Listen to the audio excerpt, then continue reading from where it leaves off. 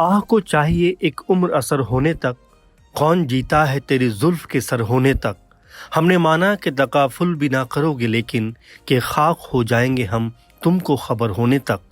दिलों के अरमानों को कुछ इस अंदाज में बयां करने वाले महान शायर मिर्ज़ा गालिब को शायरी की दुनिया का कोहिनूर कहा जाता है।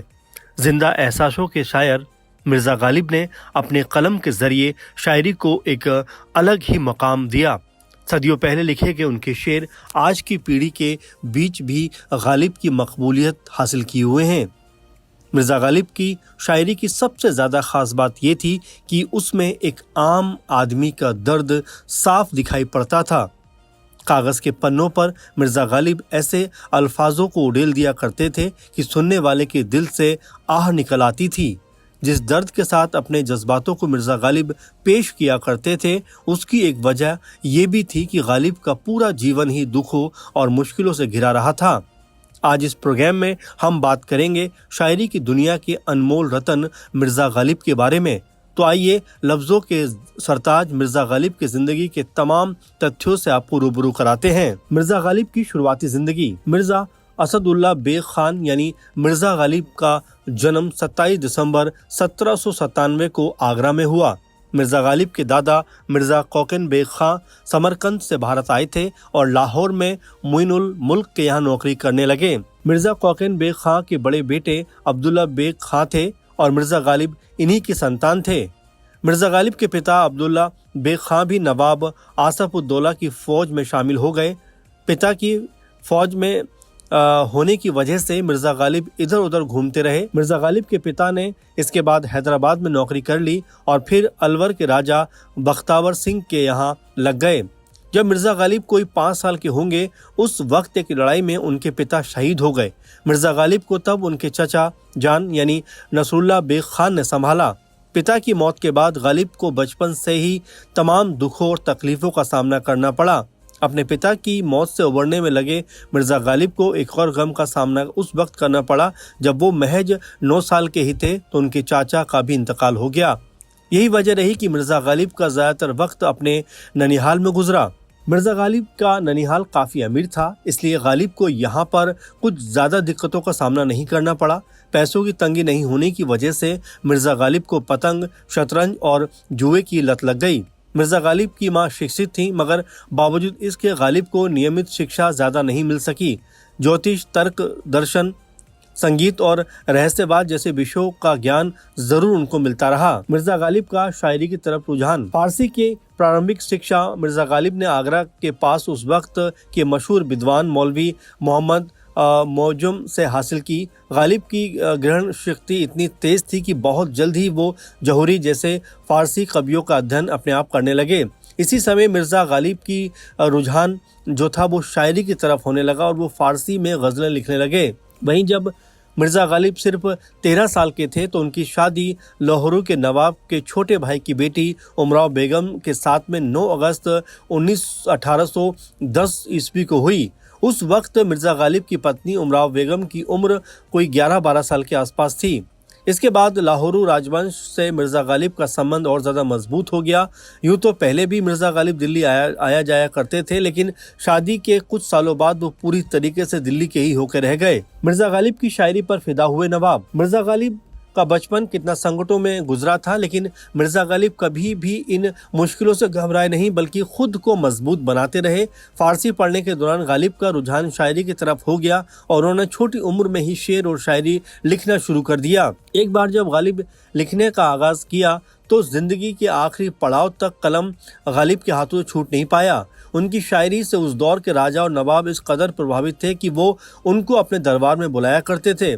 जब मिर्ज़ा गालिब मोहम्मद मुअज़्ज़म के यहाँ पढ़ते थे तो उनकी उम्र तकरीबन 10 से 11 साल की थी। इसी समय में मिर्ज़ा गालिब ने शेर लिखना और कहना शुरू कर दिया था। अपनी शुरुआती शायरी में मिर्ज़ा गालिब बेदिल और शौकत के रंग में जो बातें हैं वो कहते थे। बेदिल की छाप तो मिर्ज़ा गालिब के ऊपर बचपन से ही पड़ी थी। लिखने का जुनून मिर्ज़ा गालिब पर इस कदर हावी था कि सिर्फ 25 साल की उम्र तक उनका 2000 शेरों का एक दीवान तैयार हो गया था। अमीरों जैसा था मिर्ज़ा गालिब का मिजाज। वैसे एक बार मिर्ज़ा गालिब को पसंद करने वाले एक शख्स ने उनके कुछ शेर मशहूर शायर मीर तकी मीर को सुनाए तो उन्होंने कहा था कि अगर इस लड़के को कोई काबिल उस्ताद मिल जाए तो ये लाजवाब शायर बन जाएगा, वरना ये बेकार शायरी करने लगेगा। मीर की भविष्यवाणी पूरी हुई क्योंकि सचमुच लोग उनकी शायरी को महमिल यानी बेकार कहने लगे। बताते चलें कि जिस वक्त मीर की मृत्यु हुई उस वक्त गालिब सिर्फ 13-14 साल के ही थे। छोटी उम्र और लोगों की आलोचनाओं के बावजूद भी मिर्ज़ा गालिब ने कभी भी लिखना नहीं छोड़ा और यही वजह थी कि वो दिनों दिन मशहूर होते चले गए। जवानी तक आते आते मिर्ज़ा गालिब बड़े ही आकर्षक दिखने लगे थे। अगर गालिब के व्यक्तित्व को एक पंक्ति में आंका जाए तो वो बहुत ही खूबसूरत दिखते थे। अपने नाना के घर रईसी में पले बड़े मिर्ज़ा गालिब का मिजाज भी रईसों की तरह से ही हो गया था।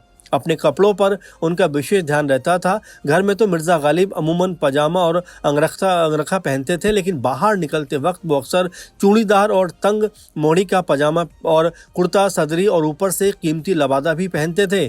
वैसे अगर गालिब की रचनाओं की बात करें तो उन्होंने अपनी शायरी में बेहद सरल शब्दों का प्रयोग किया। मौजूदा उर्दू के जन्मदाता थे गालिब। मिर्ज़ा गालिब को वर्तमान उर्दू का जन्मदाता भी कहा जा सकता है। मिर्ज़ा गालिब की रचनाएं लताइफ़ गैबी, दुरपशे कवायनी, नामाए गालिब जैसे गद में है। फारसी के कुलियात में फारसी कविताओं का संग्रह भी है। दस्तम में मिर्ज़ा गालिब ने 1857 ईस्वी के बलवे का आंखों देखा विवरण फारसी में किया है। गालिब की रचनाएं भी काफ़ी चर्चित रहीं। इनमें उर्दू हिंदी, उर्दू मुअल्ला, नाम गालिब, लताइफ़ गैबी और तुबपशे कवायनी को मुख्य रूप से शामिल किया जा सकता है।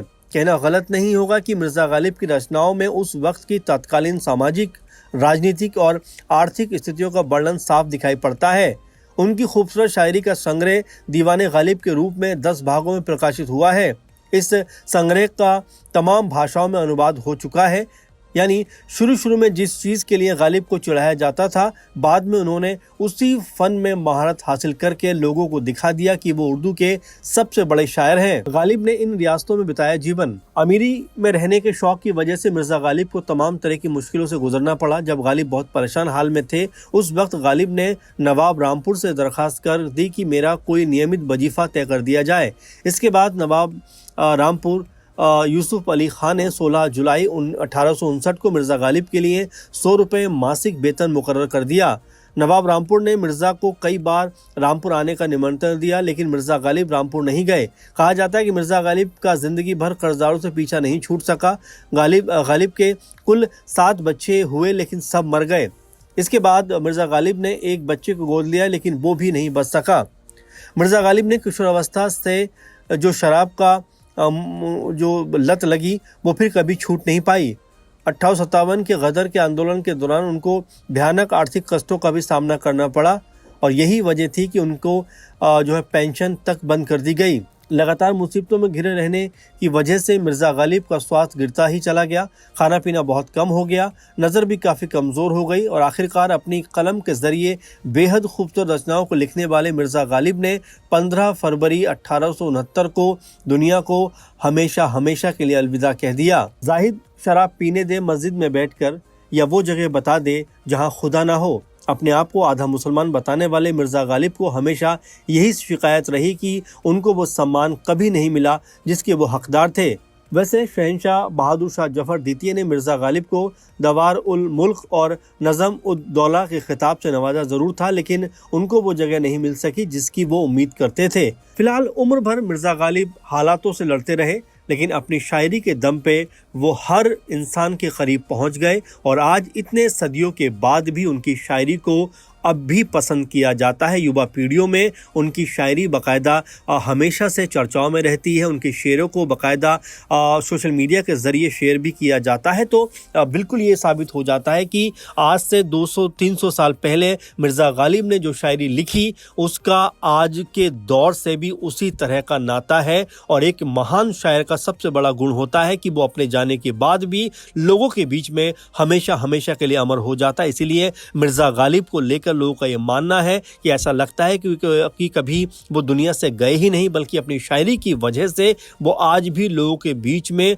उसी तरह से जिंदा है। मिर्ज़ा गालिब को लेकर आप क्या सोचते हैं ज़रूर कमेंट करिए। उनकी शायरी आपको किस तरह से लगती है उनके बारे में ज़रूर बताइए। उनका कोई शेर है तो वो शेर भी आप कमेंट बॉक्स में लिखकर उनको अपना जो कह सकते हैं नमन है वो कर सकते हैं। तो फिलहाल इस प्रोग्राम में इतना ही। आप लगातार बने रहें, आप लगातार अपने सुझाव और विचार हमें भेजते रहें। फिलहाल इस कार्यक्रम में इतना ही। आप इसी तरह जुड़े रहें। धन्यवाद।